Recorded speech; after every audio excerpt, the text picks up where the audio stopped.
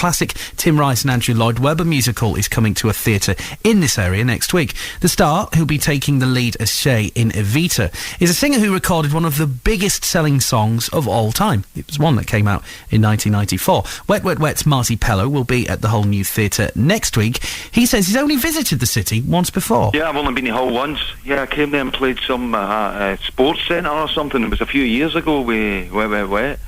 And that was we were only there just drove through, did the gig and left. So I'm looking forward to coming back there because I never got to see nothing. So from that point of view, it'll be interesting to spend a week there and maybe get to see that part of the world. Never been that deep in. Well, it's changed a little bit since then. We've now got City of Culture status coming, a few new buildings coming, a big wind turbine factory. So we've rebuilt the place for you.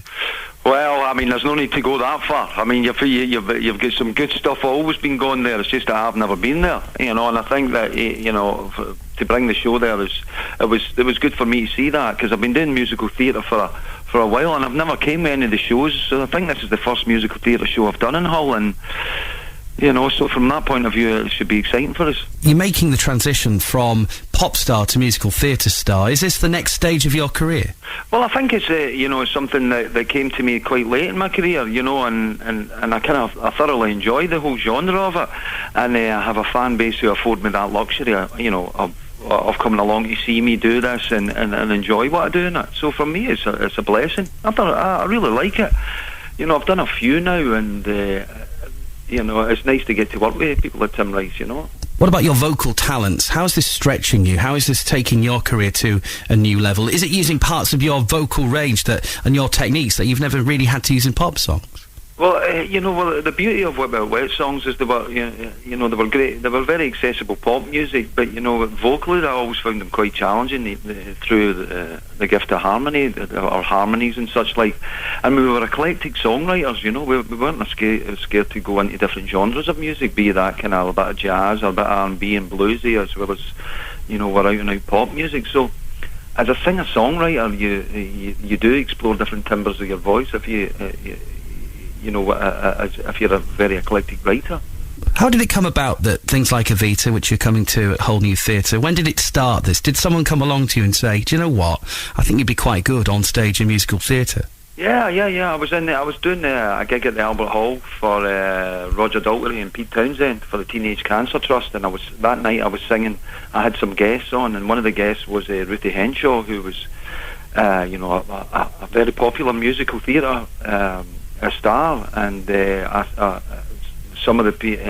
sang a song with her, and in that crowd that night were a couple of producers from the musical Chicago from America, and they came backstage and asked me if I would be interested in playing the part of Billy Flynn in Chicago, and so I went and saw the show and fell in love with the piece, and that was the start of my journey in musical theatre.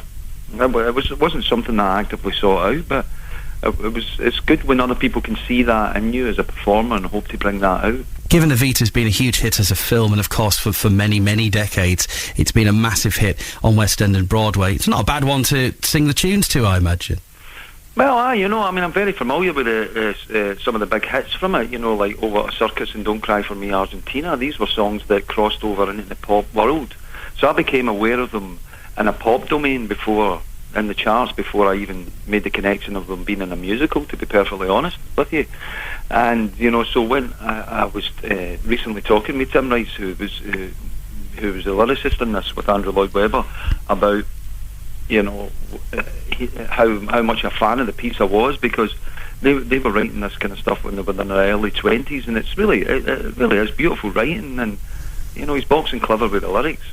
I was saying to him, what were you eating when you were writing this kind of stuff? And he said to me, well, I don't know, but I'd love another plate of it, because it's just beautiful writing for one so young. Been chatting to Marti Pellow on the programme this afternoon, and as the lead singer of the band Wet Wet Wet, he spent 15 weeks at number one in 1994, so 20 years ago now, with a cover of the Troggs' Love Is All Around. It's from the film, of course, the soundtrack to the film, Four Weddings and a Funeral. Before we get to that, he's been telling me about his character of Che in the musical Evita. It comes to Whole New Theatre next week. So, is it based on the Cuban leader Che Guevara? Well, he's loosely based on, as you say, Che Guevara. The whole image of the way he looks. He's probably that image that you see of them in posters, teacups, and the lot. It's a very powerful, one of the most iconic images of the 20th century, you know. I mean, historically, they never met in this piece. You know, he's the kind of catalyst here, if you like a kind of narrator-type character who kind of comments on what's happening throughout the show, almost like a kind of Greek chorus type thing. I suppose you could say he was the conscience of the Argentinian people.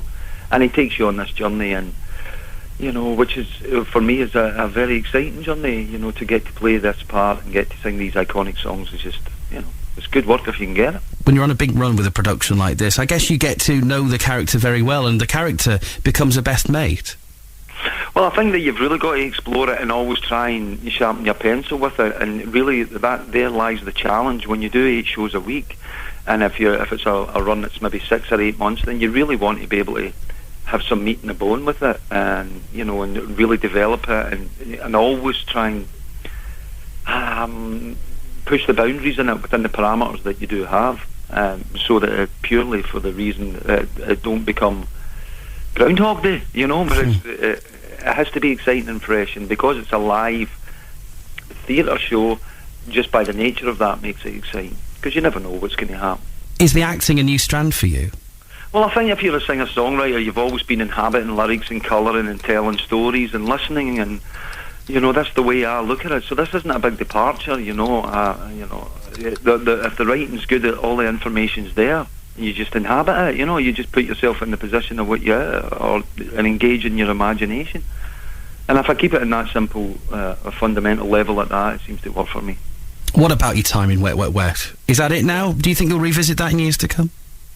Well, you know, it was only a couple of months ago we were playing the O2, and, you know, played to over 120,000 people. So I think that, you know, it's a strange one. You know, we do shows when we want to do shows. There's a lot of love for that band and the music that they made, and so it never ceases to amaze us when we can go and play these arenas, and you know, we sell them out and pack them in, and because it's not as if we release a lot of records. You know, I think we've toured about 2 or 3 times in the last 15 years.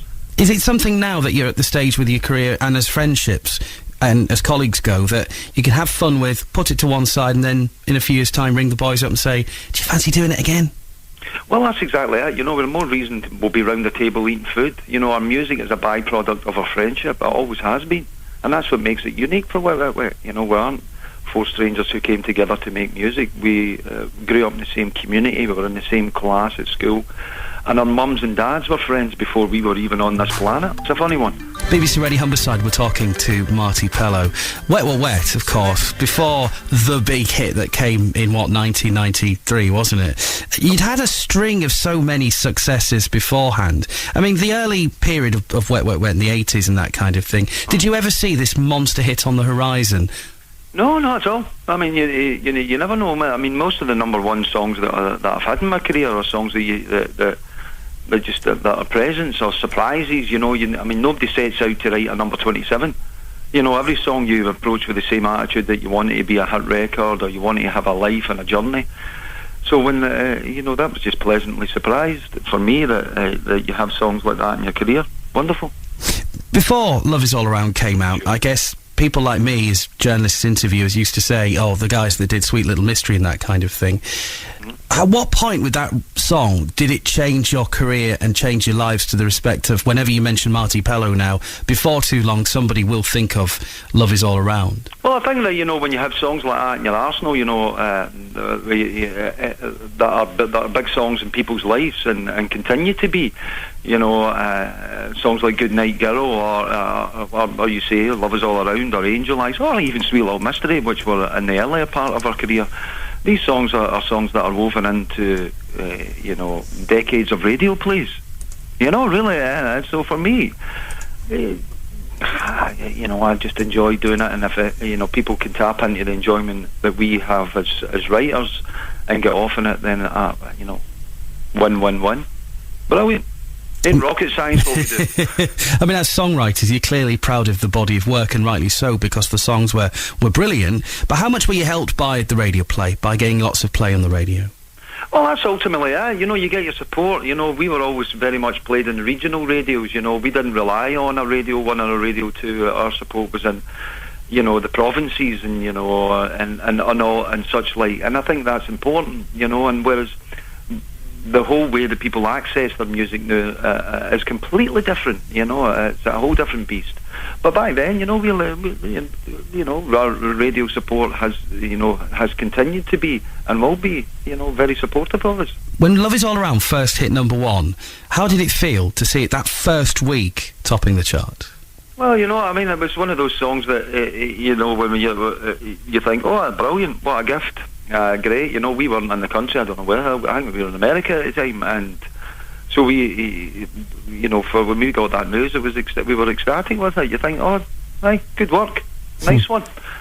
Second week, good one. Third week, brilliant. Fourth, and blah blah blah. You see where I'm going with this conversation? It could go on for multiples of weeks with that song, and it was fantastic. It was a great time in my career. And you know, I spoke to Bryan Adams about his song as well. You know, he has one of those songs as Whitney Houston did as well. You know, that was just seemed to be along in the charts forever. And they get freaky songs like that, but unfortunately, you don't seem to get them now. And I think that's just by the nature of how people access their music.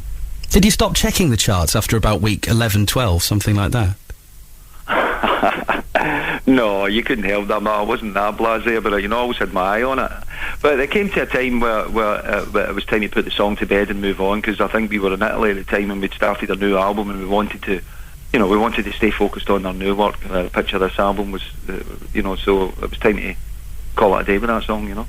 And I still love singing the song to this day, because there's enough time passed by where I can be subjective towards it, where I look back at it and I say, what a great pop song. And I have to say, there aren't many people I can interview who have sponsored a football team. I remember the back end of the 80s, the 90s. Was it Clydebank? Yeah, that's the time we grew up. You know, we used to go and see that football team as kids. And one of our favourite players, Davy Cooper, who unfortunately is no longer with us, was a great footballer, and we were big fans of him, and he was still at the tail end of his career. He was spending another couple of seasons there at Clydebank, and, you know, it was just nice for us to give back to the football team that had given us so much joy as children. Did you keep the shirts? Did you get a replica shirt with your names emblazoned wet, wet, wet across the front? Sure did. I don't think many of the pop stars, pop acts ever sponsored a football team, so you've always got that as a bit of a pop music stroke football sport question, haven't you, on Question of Sport? That trivia there in the pub quiz. Brilliant. Marty, thank you very much for joining me here on BBC Radio Humberside. It's been an absolute pleasure, and look forward to coming into and entertaining everybody there in Hull. When you come to Evita, do you actually base yourself around here and spend as much time as you can? That's the whole beauty of doing this. That's one of the good things about doing the theatre, where you get to spend, you know, a week or 2 weeks in a city, where you can get to go and look at what the town has to offer, and, you know, and see things a little bit more than a restaurant and a bar. And I'm sure your city has that, you know, especially Godbar. I mean, he's a great playwright, you know, the Hull Trucking Company, and, you know, there's a lot of heritage there and good work that comes out of that city. And so as for theatre, you know, it brings a lot to the table.